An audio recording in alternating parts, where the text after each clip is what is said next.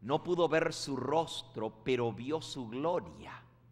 Y la gloria de Jehová fue el proclamar quién Él es, sus obras, su carácter, su manera de ser, lo que Él hace en favor de nosotros. La gloria de Dios se manifiesta en su carácter, en sus obras.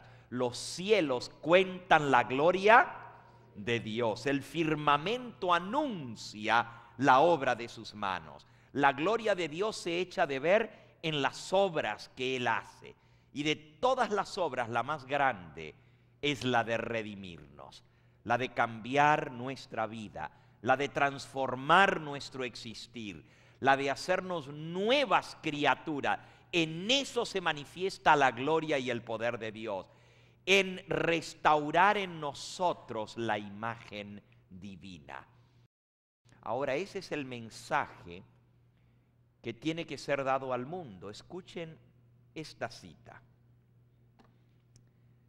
Testimonios para los ministros.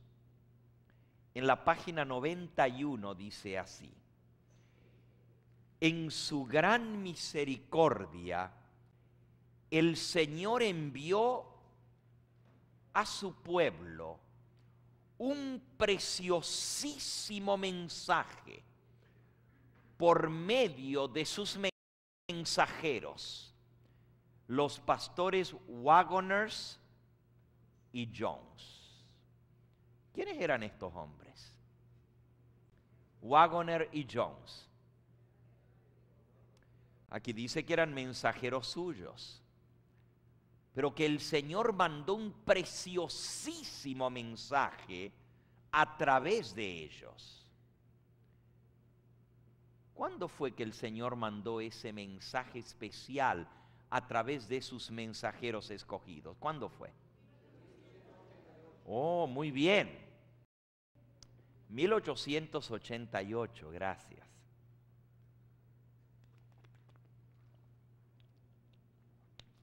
Hay dos fechas que son muy importantes en la historia del movimiento adventista. La primera fecha, 1844, el inicio de la iglesia adventista, el chasco y el cumplimiento de la gran profecía de los 2300 días, cuando Cristo inicia la obra final de expiación en el lugar santísimo, en el santuario celestial, 1844. Pero después de esa fecha, la segunda fecha, y posiblemente tan o más importante que 1844, es 1888. ¿Y qué pasó en 1888? Bueno, Dios mandó un preciosísimo mensaje a su pueblo a través de sus mensajeros, los pastores Wagoner y Jones. Esa reunión se llevó a cabo en la ciudad de Minneapolis, estado de Minnesota, en el norte de los Estados Unidos. Yo tuve el privilegio de trabajar en esa zona en más de una oportunidad, y tuve el privilegio de abrir una iglesia en Minneapolis, ciudad de Minnesota, y tuve el privilegio de levantar una iglesia en ese lugar y predicar muchas veces, pero para mí el privilegio más grande fue visitar el lugar donde fue la famosa reunión de 1888. Todavía está en pie la iglesia donde se celebró el Congreso de la Asociación General, donde vinieron todos los obreros de la iglesia adventista en aquella época, todos los pastores del mundo entero, para reunirse para ese congreso especial. Elena de White estuvo presente en ese congreso. Y el púlpito desde el cual predicó Wagoner y Jones todavía lo tienen en la iglesia adventista. Es la iglesia más antigua de la ciudad de Minneapolis. El púlpito ya no lo usan, tienen un púlpito más moderno, pero lo tienen a un costado como recordativo de ese mensaje especial, desde ese púlpito se proclamó el mensaje de 1888. Y en un momento ustedes van a ver qué relación tiene esto con el ángel que desciende del cielo e ilumina toda la tierra con su gloria. También Elena de White predicó desde ese púlpito y yo tuve el privilegio de predicar desde ese púlpito.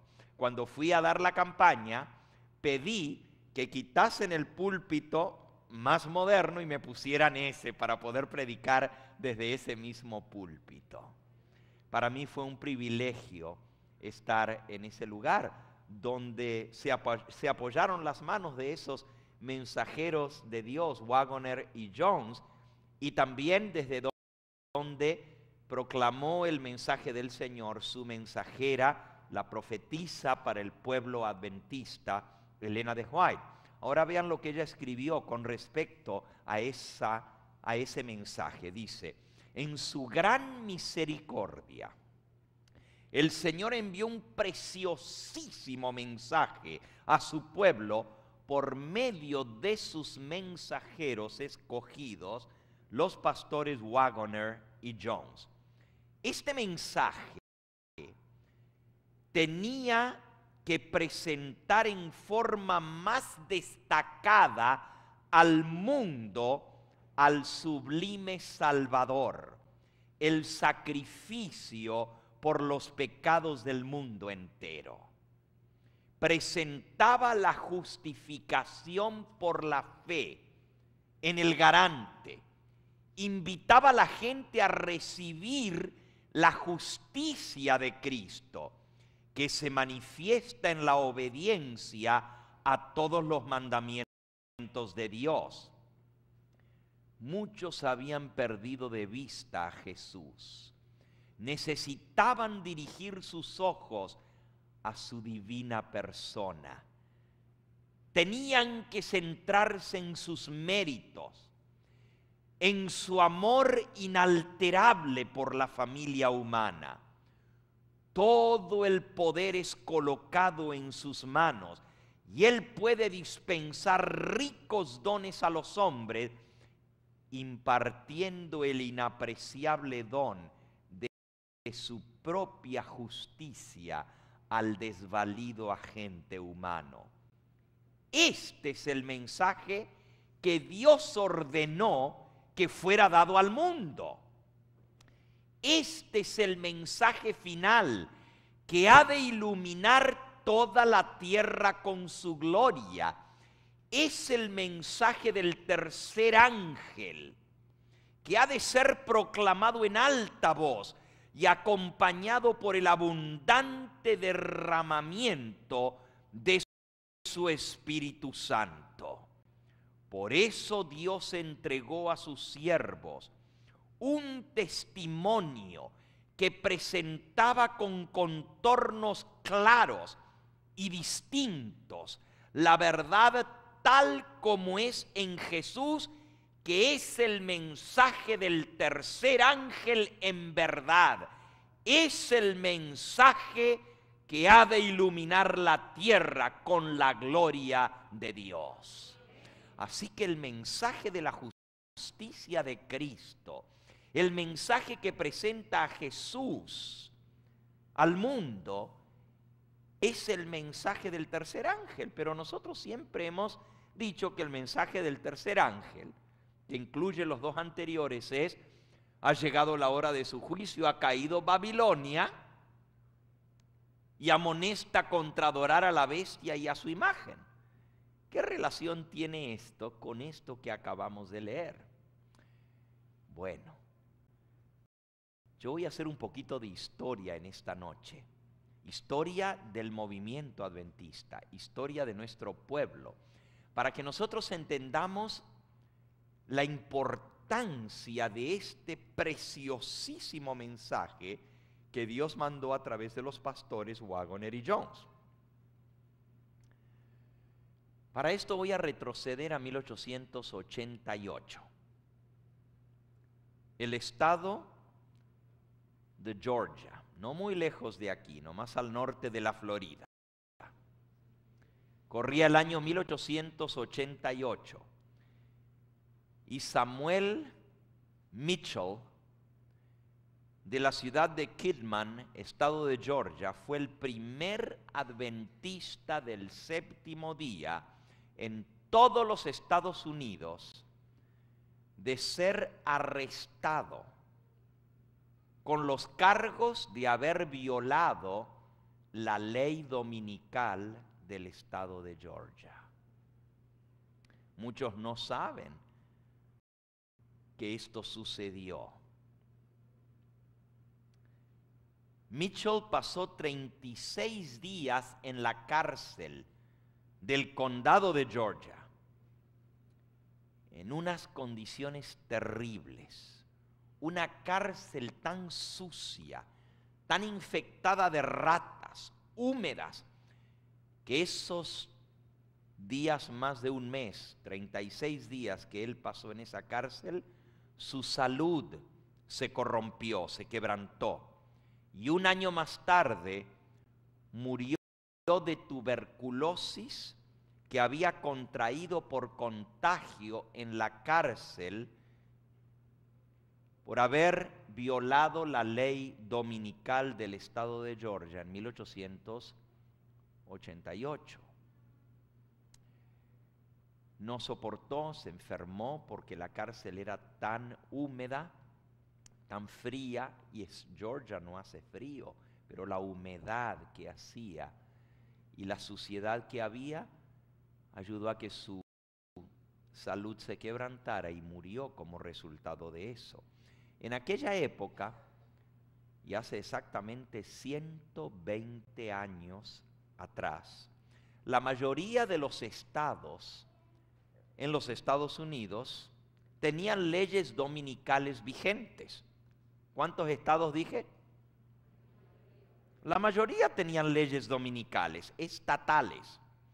No todos las estaban haciendo cumplir, no todos las estaban implementando estrictamente, pero en algunos casos, notablemente, en el norte de los Estados Unidos, en la costa noroeste de los Estados Unidos, estado de Washington, Oregón y estado de California, los adventistas estaban siendo arrestados. Se trataba su caso en la corte, pero inmediatamente eran dejados libres cuando veían que se trataba de asuntos religiosos. Las cortes no se querían meter con esos casos en los estados del oeste y del norte de los Estados Unidos. Y con el tiempo la ley dominical que había sido adoptada por el estado de California, porque el estado de California fue uno de los más recientes en haberse unido a los estados de los Estados Unidos. El estado de California recién fue aceptado como estado en 1850 y pico. Por esa razón, era un estado nuevo y adoptó las leyes dominicales, pero después de estos casos de 1888, 1890, el estado de California repudió la ley dominical y actualmente el estado de California es uno de los estados en los cuales no hay ley dominical, no rige una ley dominical. Sin embargo, ese no fue el caso con los estados del sur de los Estados Unidos. Allí la historia es completamente distinta. En el sur, las cosas eran muy distintas cuando el hermano Mitchell fue echado en la cárcel por violar la ley dominical. En el estado de Arkansas, también estado del sur, 22 adventistas del séptimo día fueron encarcelados por la ley dominical que había en el estado de Arkansas en el año 1884. Se les impusieron fuertes multas a 22 adventistas por violar la ley dominical.